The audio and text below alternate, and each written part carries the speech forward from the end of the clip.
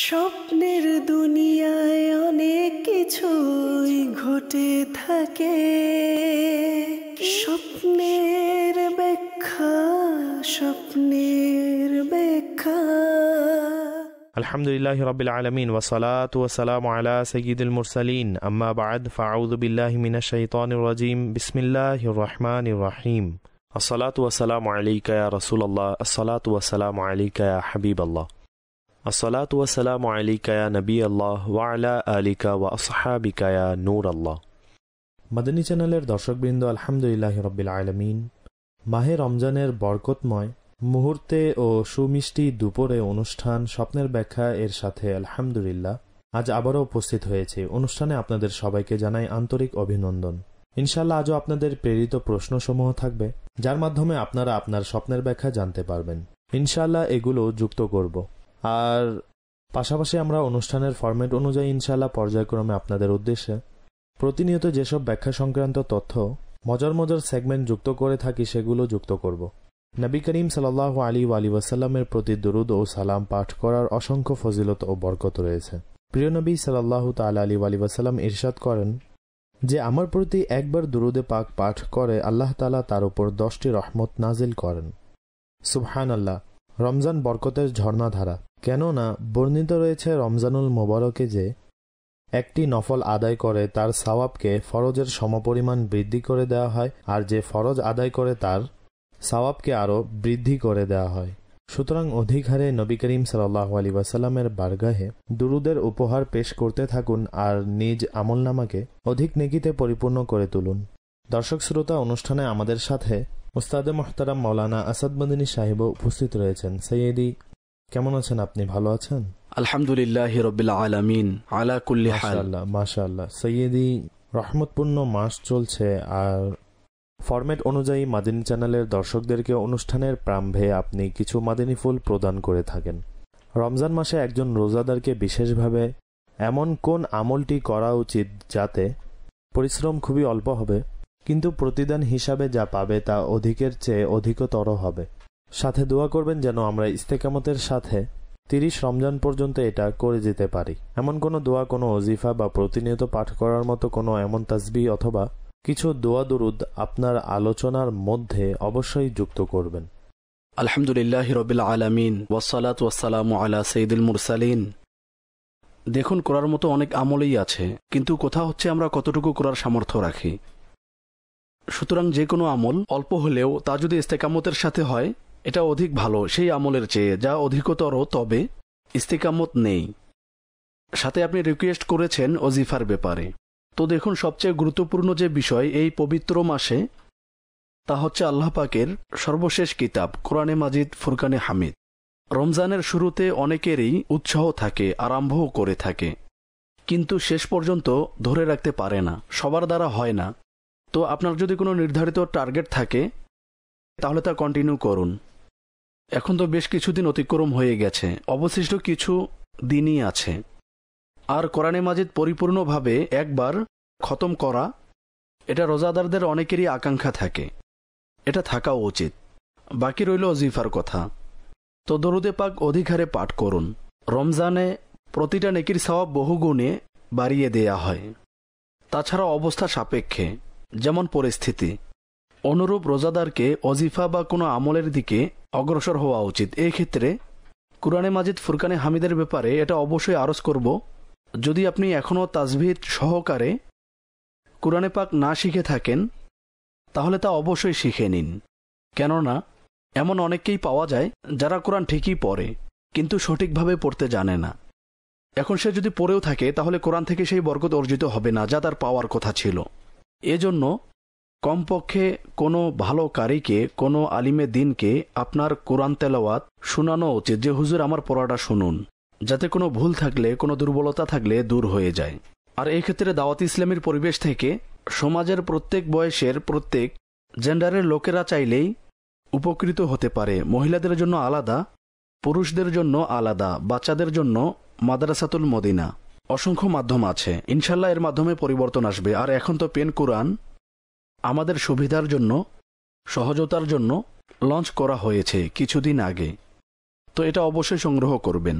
যার শ্রবণ শক্তি অক্ষুণ্ণ আছে, সে চাইলে শুনতে পারবে। এতে অনুবাদও রয়েছে, কয়েক ভাষায় অনুবাদ হয়েছে, 4 ভাষায় অনুবাদ হয়েছে। তাছাড়া এতে আরও অসংখ্য বিষয় আছে। সুতরাং করার জন্য অনেক আমল রয়েছে। যদি আমরা আমলকারী হই, ইনশাল্লাহ আজ্জা ওয়াজাল এর বরকত অবশ্যই নসিব হবে। জি দর্শক, করার মতো কাজ করুন। আর রমজান হলো সেই মাস যেখানে নেকির সওয়াব বাড়িয়ে দেওয়া হয়, সুতরাং সেক্ষেত্রে গর্হিত কাজের গুনাহগুলো সেই অনুপাতেই লেখা হবে। সুতরাং আল্লাহর রহমতের উপর ভরসা রেখে আমাদেরকে নেক আমল বাড়ানো উচিত। আর যেমন উস্তাদ সাহেব বলেছেন, আমাদেরকে আল্লাহর কালামের তেলাওয়াত করার জন্য যথাসাধ্য চেষ্টা চালিয়ে যেতে হবে। ইনশাআল্লাহ এর দ্বারা অসংখ্য বরকত আমাদের অর্জিত হবে। আসুন অগ্রসর হই আপনাদের প্রশ্নের দিকে আর দেখি আজ আপনারা আমাদের কাছে কোন ধরনের কি প্রশ্ন জানতে চাইছেন। জি দেখান। আমার নাম মালিক নৌমান। স্বপ্নের ব্যাখ্যা অনুষ্ঠানে আমার প্রশ্ন হচ্ছে যে দিন ও রাতে স্বপ্নের যে ব্যাখ্যা রয়েছে তা কি একই হয় নাকি আলাদা আলাদা? জি আসাদ ভাই, দিন ও রাতের স্বপ্নের ব্যাখ্যা কি বলবেন এর ব্যাপারে? অধিকাংশ ক্ষেত্রে একই, কিন্তু অনেক ক্ষেত্রে ব্যতিক্রমও হয়। বরং আলেমগণ এক্ষেত্রে স্বতন্ত্র অধ্যায়ের মধ্যে পরিচ্ছেদ রচনা করেছেন যে একই স্বপ্ন যদি দিনে দেখা হয় তাহলে তার কি ব্যাখ্যা হবে, আর যদি রাতে দেখে তাহলে তার কি ব্যাখ্যা হবে। অবশ্য অধিকাংশ ক্ষেত্রে উভয়ের ব্যাখ্যা একই রকম হয়। সমাজের মধ্যে একটি কথা প্রচলিত আছে, দিনের স্বপ্নের কোনো ব্যাখ্যাই নেই। এমন না, বরং দিনের স্বপ্নেরও ব্যাখ্যা হয়। এটা ভিন্ন বিষয় যে সময়ের ভিন্নতার কারণে, রাতের নির্ধারিত সময়ে দেখার কারণে, একদম ভোরে দেখার কারণে স্বপ্নের ব্যাখ্যা প্রকাশ হওয়ার যে ডিউরেশন আছে, যে মুহূর্ত আছে, যে টাইমিং আছে, যে স্পেস আছে, তাতে পরিবর্তন আসে, কিন্তু দিনের স্বপ্নের ব্যাখ্যাও প্রকাশ হয়ে থাকে। ঠিক আছে, অর্থাৎ এই কনসেপ্টটা ঠিক না আসাদ ভাই, যারা বলে দিনের যে স্বপ্ন আছে তার কোনো ব্যাখ্যাই নেই। আচ্ছা, এমনও হতে পারে যেমন স্বপ্নের মধ্যে কেউ দিনের এই ধরনের কোনো দৃশ্য দেখলো, তখন সত্য হওয়া বা প্রকাশ হওয়ার দিক থেকেও এর মধ্যে দিন বা রাত হওয়ার তুলনামূলক কোনো পার্থক্য আছে? না, এক্ষেত্রে কোনো পার্থক্য নেই। স্বপ্ন সত্য বা মিথ্যা হওয়ার যে শর্তাবলী আছে সেগুলো অন্য বিষয়। জি ঠিক আছে, পরবর্তী প্রশ্ন দিন। যদি কোনো ব্যক্তি স্বপ্নে দেখে যে সে একা একা জঙ্গলে যাচ্ছে, তাহলে ব্যাখ্যা কি হবে? 2-3টা দিক আছে এর।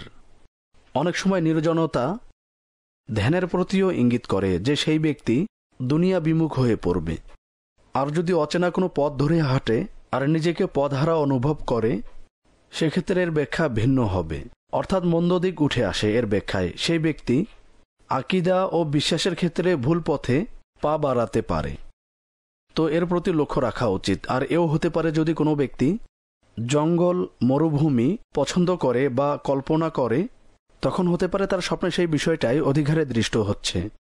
হুজুর, আপনি পূর্বে বলেছেন যে সেই ব্যক্তি যে নিজেকে কোনো পথভ্রষ্টতা বা ভুল পথের দিকে নিয়ে যাচ্ছে, সুতরাং সে নিজেকে কিভাবে চেক করবে যদি কেউ এই ধরনের স্বপ্ন দেখে থাকে? সিম্পল বিষয়, অত্যন্ত সহজ একটা বিষয়, এবং প্রত্যেক জ্ঞানী ও সচেতন ব্যক্তি এটা বুঝতে পারবে। দেখুন, আকীদা ও বিশ্বাসের সম্পর্ক কিসের সাথে? আমাদের দিনের সাথে। দিনী মাসালা না এটা? দিনী মাসালা যেহেতু এখন দিনী যে আলিম আছে তাদের দ্বারা জানা সম্ভব, সুতরাং যারা ওলামায়ে আহলে সুন্নত, যারা অথেন্টিক, তারা যা বর্ণনা করে তা বান্দার গ্রহণ করা উচিত। আর যদি কোনো বিষয়ে দ্বিধাদ্বন্দ্বে পড়ে যায় তাহলে ওলামায়ে কেরামের সাথে যোগাযোগ করতে হবে আর তাদের জিজ্ঞাসা করবে যে হুজুর, এ ব্যাপারে আপনার কি মতামত। আর বর্তমান সময়ে তো দিক নির্দেশনা নেওয়া খুবই সহজ। একটা সময় ছিল যখন হেঁটে যেতে হতো, প্রত্যেক এলাকায় ওই ধরনের আলিম পাওয়া যেত না। যদিও আলিমগণের সংখ্যাটা এখনও কম, তবে কমিউনিকেশন সহজ হয়ে গেছে। আপনি দারুল ইফতা আহলে সুন্নতকেই দেখুন, চাইলেই ফোন নাম্বারে যোগাযোগ করতে পারেন। নাম্বার যদি দেয়া হয়, আপনি কোনো কিতাবের ব্যাপারে, কোনো মাসআলার ব্যাপারে জানতে চাইলে ফোন করতে পারবেন, ইমেল করতে পারবেন, বিভিন্ন শহরে যেতে পারেন। প্রথম বিষয় হচ্ছে এটা। দ্বিতীয়ত, অনেক সময় ভুল পড়াও ভুল পথের দিকে নিয়ে যায়, অর্থাৎ ভুল অধ্যয়ন করা।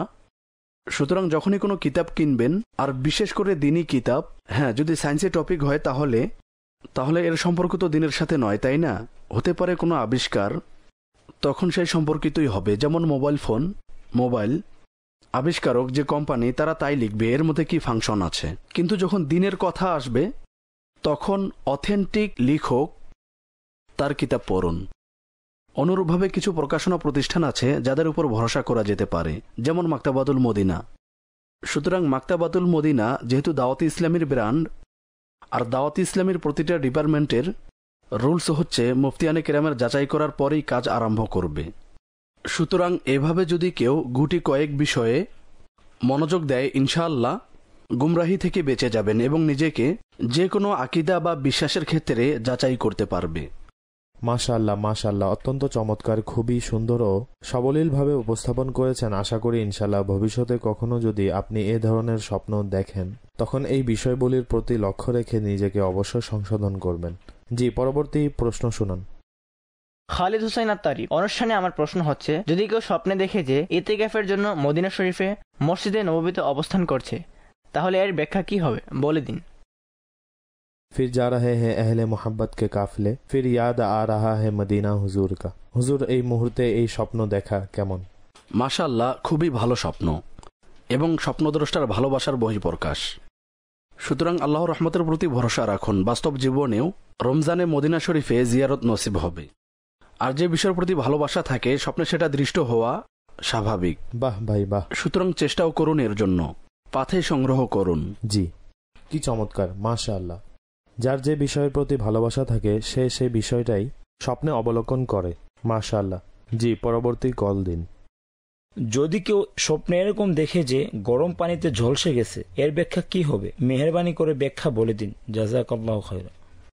আল্লাহু আকবার। জি, আসাদ। বিশেষ কোনো ব্যাখ্যা এই মুহূর্তে স্মরণে নেই, তবে বিপদের কোনো আলামত বোঝা যাচ্ছে।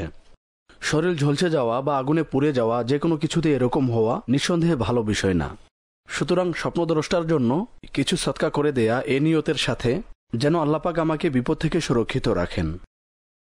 আমাদের নিকট প্রশ্ন এসেছে আসাদ ভাই, মাদিনী চ্যানেল লাইভ মাধ্যমে। মাশাআল্লাহ, দর্শকরা আমাদের সাথেই আছেন। প্রশ্নকারী সম্ভবত কোনো ইসলামী বোন বিনতে শরীফ। তিনি লিখেছেন, আমি স্বপ্নে দেখেছি রৌদ্র অবস্থায় বৃষ্টি হচ্ছে। এমতাবস্থায় আমি দোয়া করছি এবং সবাইকে বলছি প্রার্থনা করো। বৃষ্টি অবস্থায় রৌদ্র থাকলে যে দোয়া করা হয় তা কবুল হয়ে থাকে। আকাশের অবস্থাও ভালো ছিল। স্যার, এই হচ্ছে স্বপ্ন, কি ব্যাখ্যা হতে পারে তার স্বপ্নের? এর কোনো ব্যাখ্যা নেই, অবান্তর বিষয়। যে বিষয়ে বলা হয়েছে স্বপ্নের মধ্যে তাও ঠিক নয়। প্রথমত, রোদ উঠলে বৃষ্টি হয় না, দুটো বিপরীতমুখী বিষয়। আর বৃষ্টি হলেও রোদ উঠবে না। সুতরাং যার ফলে এ ধরনের স্বপ্নের ব্যাখ্যা হয় না। জি, ঠিক আছে। আর আসাদ ভাই, তার যে কনসেপ্ট দোয়া কবুল হওয়ার বৃষ্টির ব্যাপারে এসেছে, রৌদ্রের বৃষ্টির ব্যাপারে নেই। আচ্ছা আচ্ছা, বৃষ্টির ক্ষেত্রে এই বিষয়টা ঠিক আছে, কিন্তু রৌদ্র অবস্থায় বৃষ্টি হলে দোয়া কবুল হয় এমন তো নেই। জি, ঠিক আছে। জি, পরবর্তী কল দিন। যদি কেউ রাতে স্বপ্নে দেখে যে সে অগ্নিকুণ্ডের মধ্যে দাঁড়িয়ে আছে, তাহলে এর ব্যাখ্যা কি হবে? হয়তো আগুনের মধ্যখানে দাঁড়ানোর ব্যাপারে তিনি উল্লেখ করেছেন। জি, আগুনের বিভিন্ন ব্যাখ্যা আছে। তন্মধ্যে একটি ব্যাখ্যা জ্বরের ব্যাপারেও এসেছে। অসুস্থের কথাও বলা হয়েছে। যে এই স্বপ্ন দেখেছে সে ওই ধরনের কাজ থেকে, ওই ধরনের বস্তু থেকে নিজেকে দূরে রাখবে যা যে কোনোভাবে তার অসুস্থতার কারণ হতে পারে। বাহ্যিক যাবতীয় বিষয়াদির প্রতি লক্ষ্য রাখুন এবং নিজেকে ক্ষতিকর বিষয় থেকে দূরে রাখুন। ইনশাআল্লাহ আজ্জা ওয়া জাল হেফাজতে থাকবেন এবং আল্লাপাক কল্যাণকর মাধ্যম দান করবেন। মাশাআল্লাহ, কিছু অডিও প্রশ্ন দর্শকদের কাছ থেকে এসেছে, আসুন শুনি। আমি স্বপ্নে দেখেছি কুকুর ও শুকুর উভয় আমার ওপর আক্রমণ করছে, এমনকি কুকুর আমার সাথে কথাও বলে। আমি ভেবে পাচ্ছি না যে স্বপ্নে এটা আমি কি দেখলাম, অর্থাৎ বিষয়টা আমার বুঝে আসছে না। ওই একই রাতে ফজরের সময় আবার আমি স্বপ্নে দেখি যে আমি আমার বন্ধুর সাথে বসে আছি একটি গলির মধ্যে। হঠাৎ আমি একটি জিন দেখি, মানুষের ন্যায় মানব আকৃতিতে এসেছিল। এই দুটি স্বপ্নের ব্যাখ্যা বলে দিন। জাসাদ ভাই, এই দুই স্বপ্নের ব্যাপারে কি? কোনো পেরেশানির কারণে সে এটা দেখেছে, যা তার কথা থেকে বোঝা যাচ্ছে। সুতরাং প্রথমত নিজেকে চিন্তামুক্ত রাখার চেষ্টা করুন, অতিরিক্ত চিন্তাদায়ক বিষয়কে ছেড়ে দিন। দ্বিতীয়ত, আপনি যে দুটো পশুর কথা উল্লেখ করেছেন, তো এগুলোর ব্যাখ্যা ভালো নয়। বিশেষত আপনি আপনার চলাফেরা, ওঠা বসা এবং যাদের সাথে আপনি সময় কাটান, টাইম স্পেন্ড করেন, তাদের প্রতি লক্ষ্য রাখুন। কোথাও এমন কোনো মন্দ স্বভাবের কেউ তো নেই, কোনো ফাসিক ব্যক্তি তো নেই যে গুনাহের মধ্যে আবদ্ধ এবং চারিত্রিক সমস্যা আছে। যদি আপনার জীবনে এমন কোনো ব্যক্তি থাকে তাহলে তাকে নিজের জীবন থেকে ছাঁটাই করুন এবং নেককারদের সংস্পর্শ অবলম্বন করুন। ইনশাআল্লাহ আজ্জা ওয়া জাল এতে দুনিয়াবী ক্ষেত্রেও লাভ আছে এবং আখিরাতের ক্ষেত্রেও এতে লাভ আছে। ইনশাআল্লাহ নেক সংস্পর্শ লাভের জন্য দাওয়াতে ইসলামের সুবাসিত মাদিনী পরিবেশ আপনার সামনেই আছে। বিশ্বাস করুন, এমন কিছু কথা আছে যা প্রকাশ করার মতো ভাষা নেই। আপনি নিজে যখন দাওয়াতে ইসলামের সাথে সম্পৃক্ত হবেন, এর দিনী কাজের মধ্যে নিজেকে যুক্ত করবেন, তখন মনের মধ্যে এমন এক আনন্দ, এমন এক প্রশান্তি অনুভব করবেন, হয়তো প্রকাশ করার ভাষা পাবেন না। আর ইনশাল্লাহ নেক ব্যক্তিদের সাহচর্যে যখন কেউ থাকে, ভালো লোকদের সাথে, খোদা ভীরুদের সাথে, কোরআন তেলাওয়াতকারীদের সাথে, নামাজ আদায়কারীদের সাথে, সালাতু সালাম পাঠকারীদের সাথে যখন আপনি ওঠা বসা করবেন, ইনশাআল্লাহ আল্লাহর দয়ায় আপনিও তাদের নেক আমলের যথারীতি অভ্যস্ত হয়ে যাবেন। এই সুন্দর পরিবেশের সাথে আপনিও সম্পৃক্ত হয়ে যান ইনশাআল্লাহ, এতে আপনার জীবনও খুব সুন্দর হয়ে যাবে ইনশাআল্লাহ। জি, পরবর্তী কল শোনান। আমার নাম আলী আসগর এবং আমি স্বপ্নে দেখেছি আমি এক পাহাড়ের উপর আরোহণ করছি, আর তা খুবই সবুজ শ্যামল ও সুসজ্জিত। আর যখনই আমি পাহাড়ের উপরে পৌঁছই তখন দেখি চারিদিকে সবুজ অরণ্যে ছেয়ে গেছে, সারি সারি গাছ দাঁড়িয়ে আছে, আর সেগুলোর মধ্যে আল্লাহর নাম অঙ্কিত রয়েছে। এই দৃশ্য দেখে আমি অনেক আনন্দিত হই এবং মোবাইলের মাধ্যমে আমি সেগুলোর ছবি তুলতে থাকি যেখানে আল্লাহর নাম অঙ্কিত ছিল। জি আসাদ ভাই, কি বলবেন? জি, আজ থেকে কিছুদিন পূর্বে মানুষ শুধু স্বপ্ন দেখত, এখন স্বপ্নেও ছবি তোলা আরম্ভ হয়ে গেছে। এমনই মোবাইলের ব্যবহার শুরু হয়ে গেছে। আপনার স্বপ্নটি খুবই ভালো এবং কোনো বড় ব্যক্তির মাধ্যমে উপকৃত হওয়ার আলামত। এমন কোনো ব্যক্তি যাকে ব্যক্তিত্ব সম্পন্ন বলতে পারেন, ক্ষমতাধর বলতে পারেন, তার নিকটস্থ হওয়া এবং তার দ্বারা উপকৃত হওয়ার আলামত। তো ভালো স্বপ্ন, আল্লাহ পাকের শুকরিয়া আদায় করুন। SMS এর মাধ্যমে একটি প্রশ্ন আমাদের কাছে এসেছে, পাঠিয়েছেন এক ইসলামী বোন। তিনি লিখেছেন, আমি স্বপ্নে দেখেছি এক জিন আমার পিছনে পড়ে আছে এবং আমি মৃত্যুর দ্বার প্রান্তে, কারণ জিন আমাকে প্রাণে মারার চেষ্টা করছে।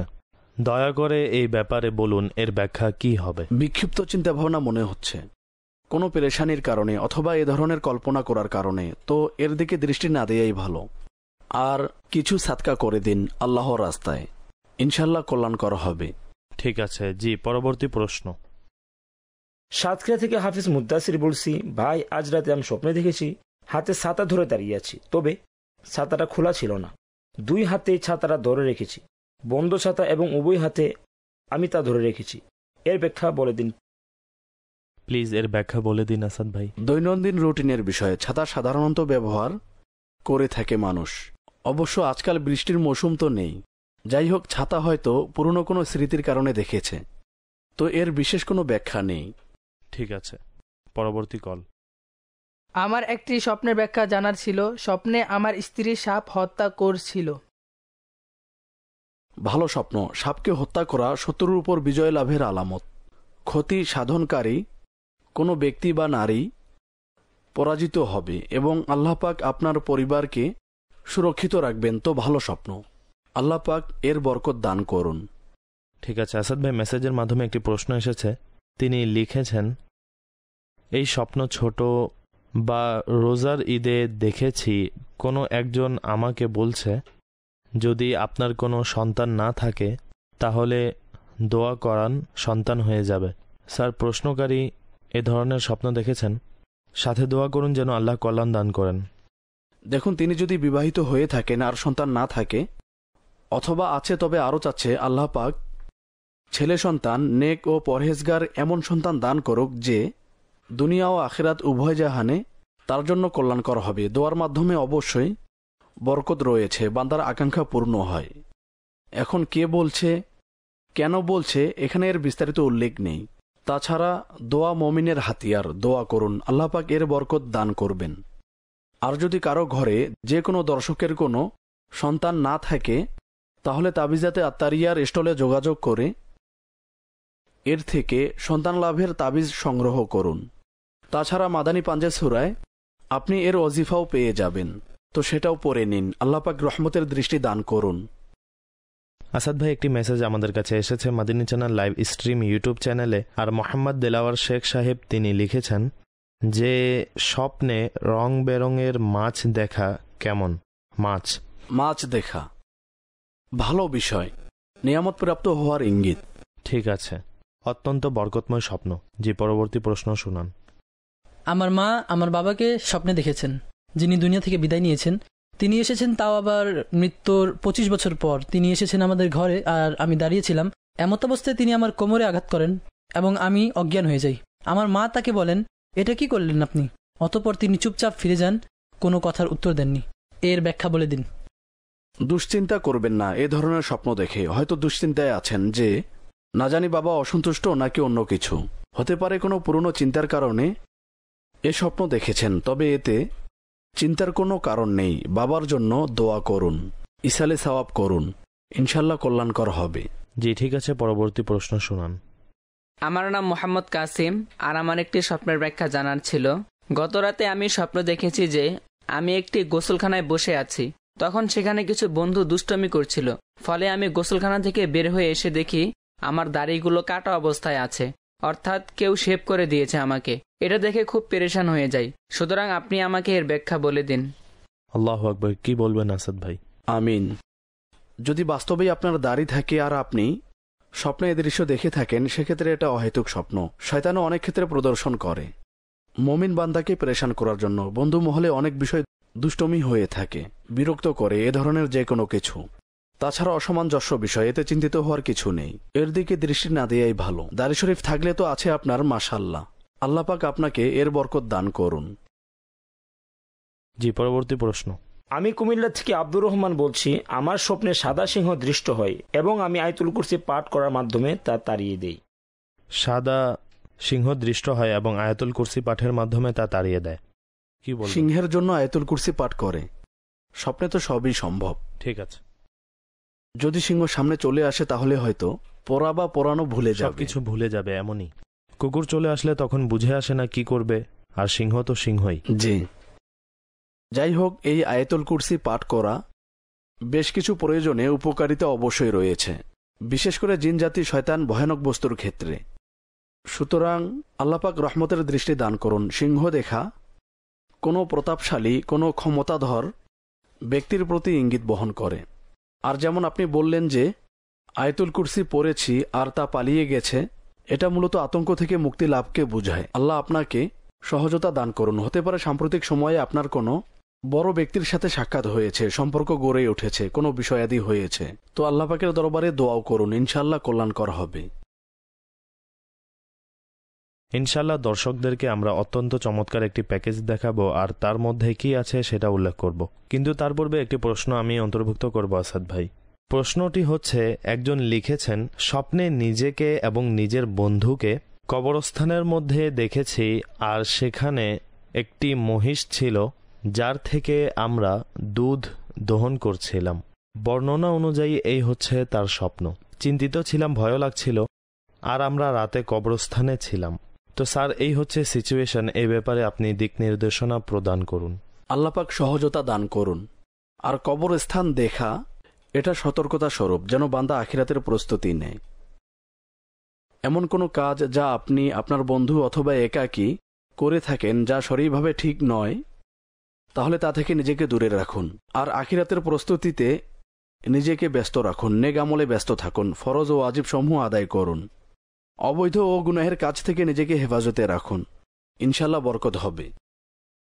আসাদ ভাই, আমাদের কাছে হোয়াটসঅ্যাপের মাধ্যমে একটি প্রশ্ন এসেছে, আর প্রশ্নটা হচ্ছে, আমাদের একজন পরিচিত, তিনি ইন্তেকাল করেছেন 2.5 মাস হয়ে গেছে, আর তার ব্যাপারে মিনিমাম 1 সপ্তাহ ধরে তার পরিবারের মধ্যে কেউ এই স্বপ্ন দেখছে। সে বিবস্ত্র অবস্থায় আছে আর কোনো পেরেশানিতে আছে। সুতরাং এই ধরনের স্বপ্নের কি ব্যাখ্যা হতে পারে, আর এর কি কোনো বাস্তবতা আছে?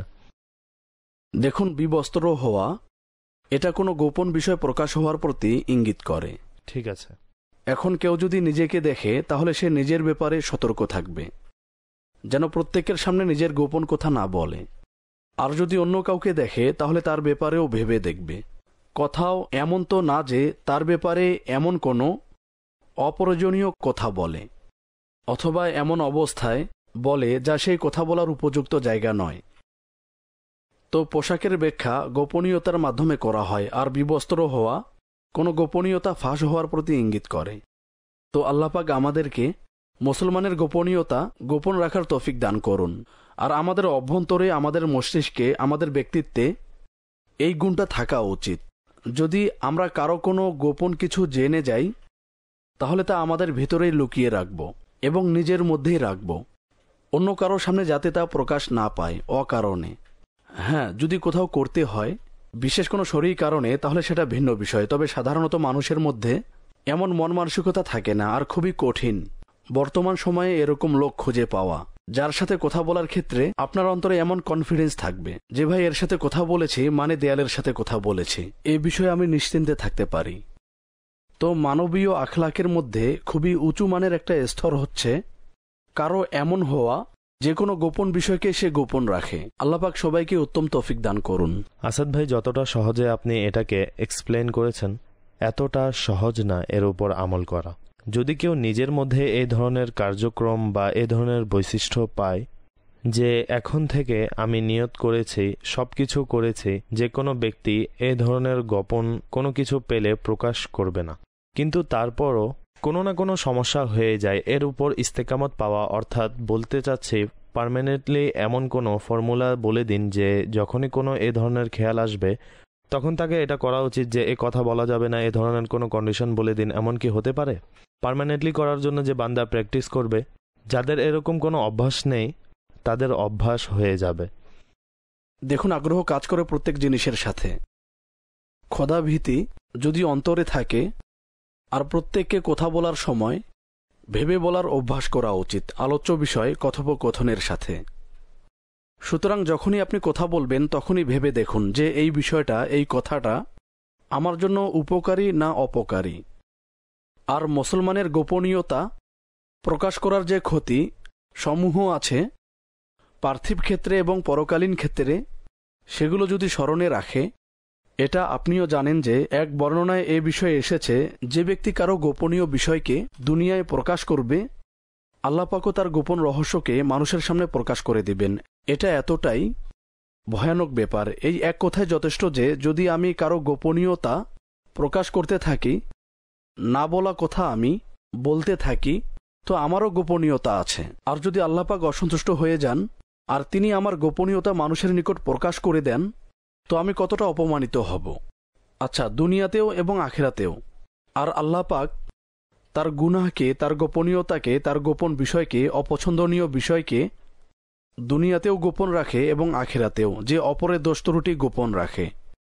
তো উপদেশ গ্রহণকারীর জন্য তো এতটুকু কথাই যথেষ্ট যে আল্লাহ পাকের অসন্তুষ্টি হচ্ছে কারো গোপনীয়তা প্রকাশ করার মধ্যে, আর গোপন করার মধ্যে আল্লাহ পাকের সন্তুষ্টি। আর দ্বিতীয়ত, আপনি যে ইস্তেকামতের কথা বলেছেন, তো ইস্তেকামতের জন্য সিম্পল একটা পদ্ধতি হচ্ছে আপনি কোনো কাজ করার ক্ষেত্রে সিরিয়াস হয়ে যান।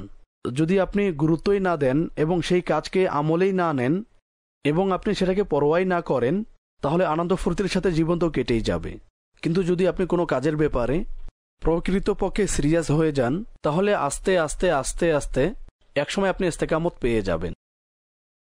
তো প্র্যাকটিস করুন ইনশাআল্লাহ, প্র্যাকটিস করতে থাকুন ইনশাআল্লাহ। আল্লাহর রহমতের প্রতি ভরসা রেখে, বর্ণিত বিষয়গুলোকে স্মরণে রেখে আমল করলে ইনশাআল্লাহ আল্লাহ চাইলে এই বিষয়ে আপনারাও ইস্তেকামত পেয়ে যাবেন। মাদানী চ্যানেলের দর্শক শ্রোতা, আমরা অনুষ্ঠানে একটি সেগমেন্ট যুক্ত করে থাকি, আর সেই সেগমেন্টে আমরা আপনাদেরকে দেখাই যে ওস্তাদে মোহতারাম মৌলানা আসাদ মাদানী সাহেব কোনো ব্যক্তির সাথে সাক্ষাৎ করেন, সেই ব্যক্তি স্টুডিওতে আসেন এবং এসে কথোপকথন করেন, নিজের স্বপ্ন বর্ণনা করেন, কুশল বিনিময় করেন। তাতে কিছু প্রশ্ন রয়েছে, কিছু কথোপকথন আছে, হতে পারে আপনার জীবনেও এ ধরনের কিছু ঘটেছে। সুতরাং আসুন এই ছোট প্যাকেজটি দেখে আসি, আর যখন ফিরে আসব তখন আপনাদের আরও কিছু প্রশ্ন অনুষ্ঠানে যুক্ত করব। জি, দেখান। স্বপ্নের ব্যাখ্যা। আলহামদুলিল্লাহি রাব্বিল আলামিন ওয়াসসালাতু ওয়াসসালামু আলা খাতামিন নাবিয়্যিন, আম্মা বা'দ, ফাআউযু বিল্লাহি মিনাশ শাইতানির রাজিম, বিসমিল্লাহির রহমানির রহিম। দর্শক, এই মুহূর্তে আমরা আপনাদের দেখাতে যাচ্ছি আমাদের কথোপকথন কিছু ইসলামী ভাইদের সাথে, যারা স্টুডিওতে আসেন এবং স্বপ্ন ও ব্যাখ্যা প্রসঙ্গে তাদের অন্তরে যদি কোনো প্রশ্ন থাকে তারা আমাদেরকে জিজ্ঞাসা করেন। আসুন দেখি আমাদের সাথে কে উপস্থিত আছেন। জি, আসুন, বসুন। আসসালামু আলাইকুম। ওয়ালাইকুম আসসালাম ওয়া রাহমাতুল্লাহি ওয়া বারাকাতুহু। বসে পড়ুন। জি দর্শক, ইসলামী ভাইয়ের নাম জানবো, অতঃপর তার থেকে প্রশ্ন জানতে চাইব। নাম কি? রাহিল হাসান আত্তারি। রাহিল হাসান আত্তারি, মাশাআল্লাহ। কি জানতে চান রাহিল ভাই? প্রথম প্রশ্নে আমি ঘুম সম্পর্কে জানতে চাইব। কখনো এমন হয় যে অনেক আরামদায়ক ও গভীর ঘুম হয়ে থাকে, জি, আর তার সময়ও অনেক বেশি হয়ে থাকে, যেমন 8 বা 9 ঘন্টা, আর অনেক সময় এর মধ্যেও সম্পূর্ণ হয় না। আচ্ছা, আবার অনেক সময় আমাদের ঘুম কম হয়, ঠিক 3 আছে। থেকে 4 ঘন্টা অথবা 4.5 থেকে 5.5 ঘন্টা ঘুম হয়, আর ওঠার পর এমন মনে হয় পরিপূর্ণ হয়ে গেছে। ঠিক আর আছে। যার সময় থাকে তার চেয়ে কম হয়ে যায়, অর্ধেক হয়ে যায়। তা এই ব্যাপারে জানতে চাইবো যে আবহাওয়ার কোনো প্রভাব পড়ে নাকি আমাদের শরীরের, নাকি কোনো টেনশনের কারণে আমাদের ঘুম অর্ধেক হয়ে যায়, কম হয়ে যায়? জি, দেখুন, এর বেশ কিছু কারণ থাকতে পারে। কারো মানসিক অবস্থা, কোনো মানুষের শারীরিক অবস্থা এবং ঋতু, তিনটাই ইফেক্ট করতে পারে।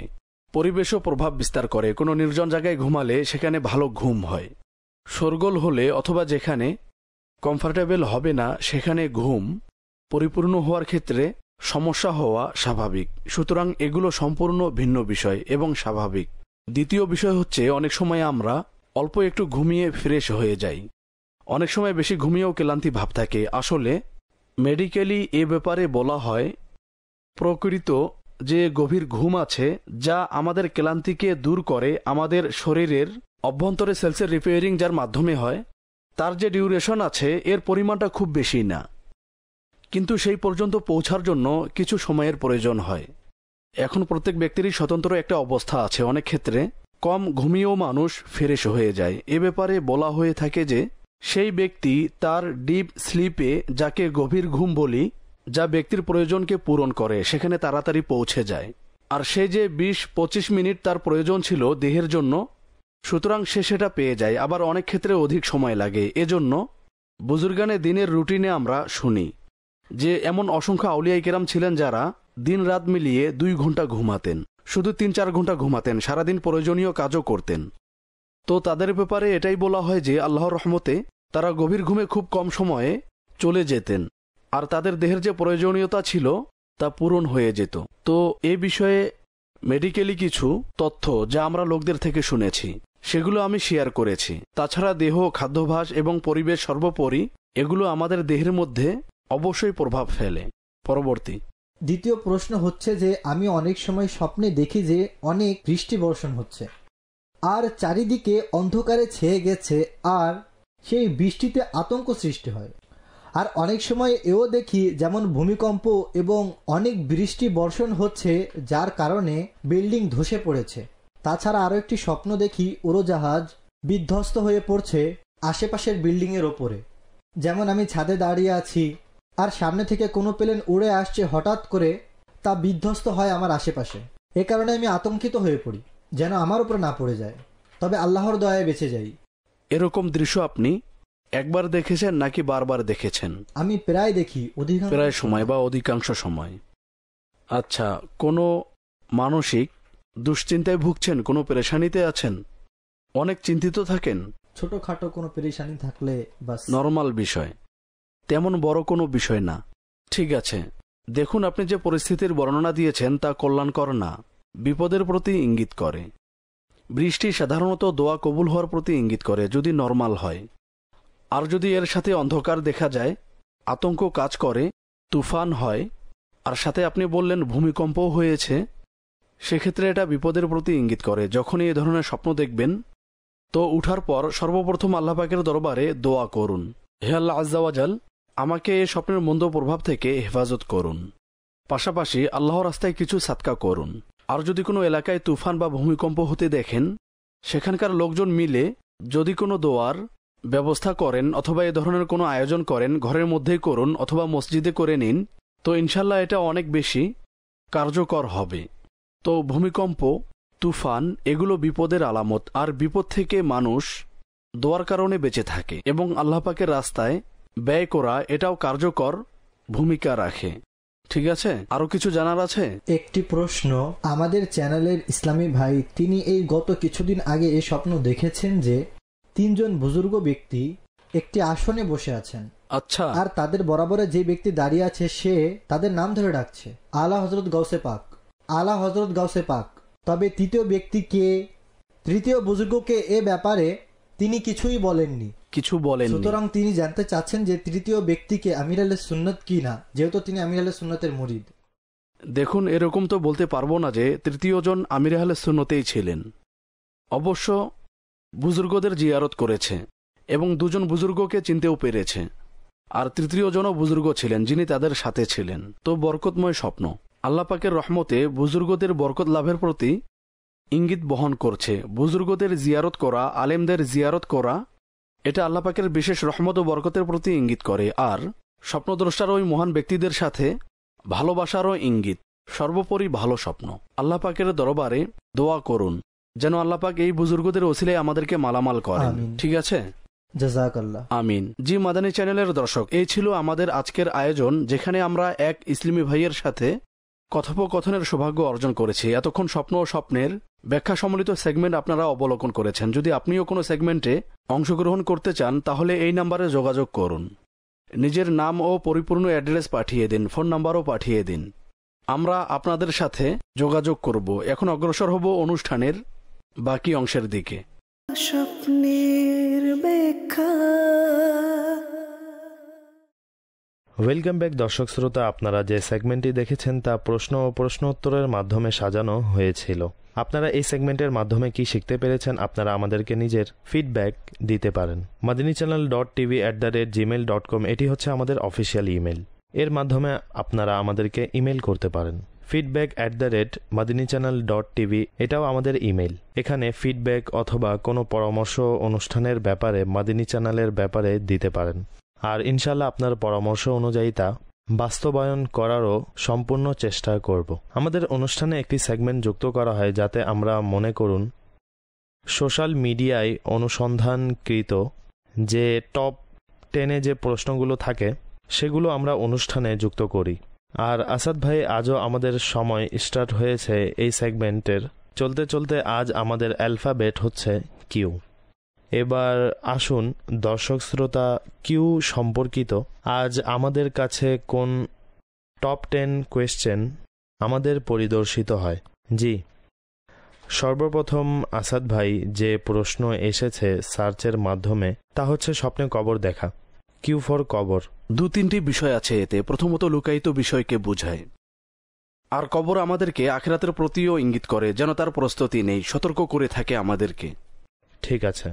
দ্বিতীয় নাম্বার হচ্ছে স্বপ্নে কোরআন দেখা। বরকতময় স্বপ্ন। ঠিক আছে। স্বপ্নে কুরবানির পশু দেখা। যদি কেউ এরকম কুরবানি ঈদের সময় দেখে সেক্ষেত্রে এর বিশেষ কোনো ব্যাখ্যা নেই। আর যদি কুরবানি ঈদের সময় না হয় আর না তার এরকম কোনো ইচ্ছা ছিল, সেক্ষেত্রে এটা কোনো নেক কাজে তৌফিক লাভের ইঙ্গিত। ঠিক আছে। স্বপ্নে কবরস্থান দেখা। কবরস্থানেরও বিভিন্ন ব্যাখ্যা আছে। প্রথমত হচ্ছে আখিরাতমুখী হওয়া এবং দুনিয়ার প্রতি বিমুখ হওয়ারও ইঙ্গিত বহন করে।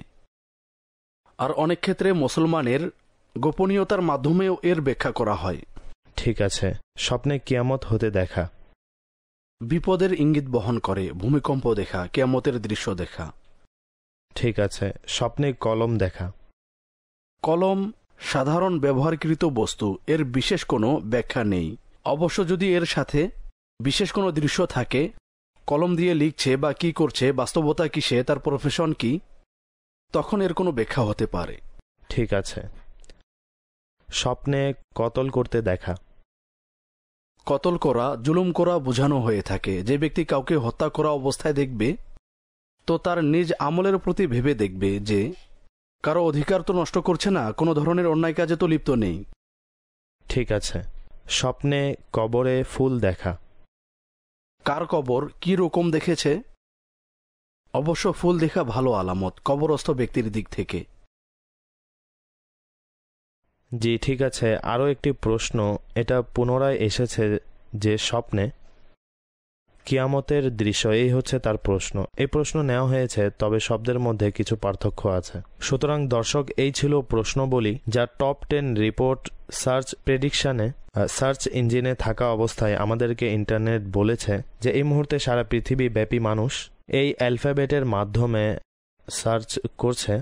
এই প্রশ্নবলী নেয়ার উদ্দেশ্য হচ্ছে এটাই, যেন আপনারা সংক্ষিপ্ত সময়ের মধ্যে অধিক তথ্য জানতে পারেন। আর এর সম্পূর্ণ সিরিজ আমরা সেট করেছি আমাদের অফিসিয়াল ইউটিউব চ্যানেল স্বপ্নের ব্যাখ্যায়। আপনারা চাইলে সেখানে দেখতে পারেন। আশা করি আপনারা তা সহজে পেয়ে যাবেন এবং বিগত অনুষ্ঠানগুলোতে আমরা যে অ্যালফাবেট হিসাবে টপ 10 প্রেডিকশন আপনাদের জন্য নিয়ে এসেছিলাম সেগুলো আপনারা সেখানে খুব সহজেই দেখতে পারবেন।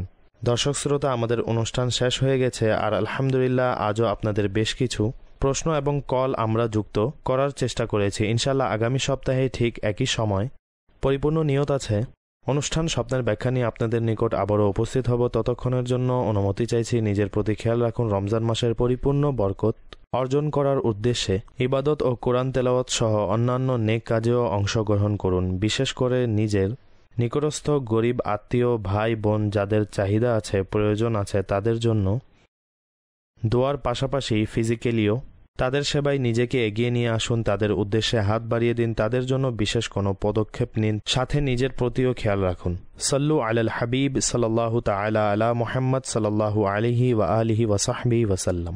স্বপ্নের দুনিয়ায় অনেক কিছুই ঘটে থাকে, স্বপ্নের ব্যাখ্যা স্বপ্নে